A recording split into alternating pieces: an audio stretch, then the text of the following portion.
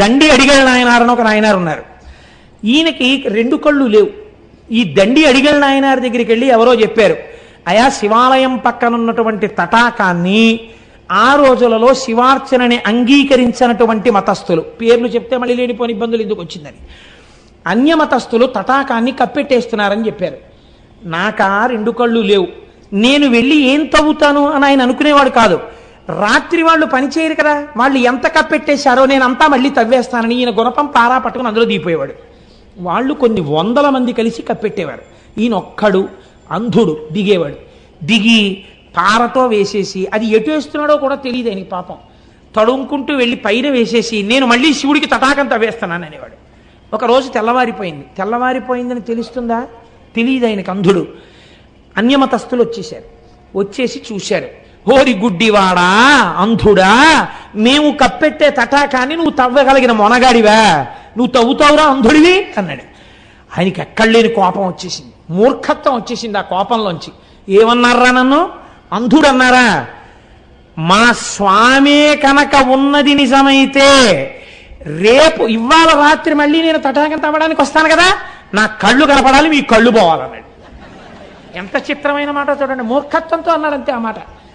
వాళ్ళు పెద్ద పరిహాసం చేశారు, నోరు మొయ్యి, రాత్రికి మళ్ళీ తటాకం తవ్వుతావా, మా కళ్ళు పోతాయి నీ కళ్ళు వస్తాయా, అది చూద్దామని మళ్ళీ కప్పెట్టారు. కప్పెట్టి వెళ్ళిపోయారు. మళ్ళీ రాత్రి వచ్చాడు, కిందకి దిగి గుణపం పారా పట్టుకున్నాడు.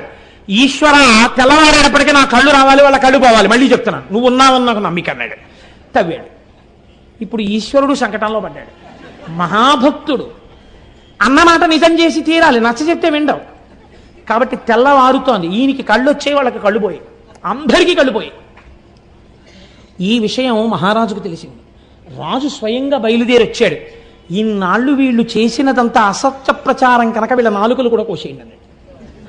ఇప్పుడు వాళ్ళు తడుముకుంటూ వీళ్ళని ఈ రాజ్యంలో ఉండకుండా రాజ్యం బహిష్కారం చెయ్యండి, నిష్కారణంగా వీళ్ళ మాటలు నమ్మి నేను ఎన్నో దేవాలయాలు మూశాను, కోనేరులు కప్పెట్టాను, కాబట్టి వీళ్ళని బయటికి తోసేయండి, నా చేత పాపం చేయించారన్నాడు.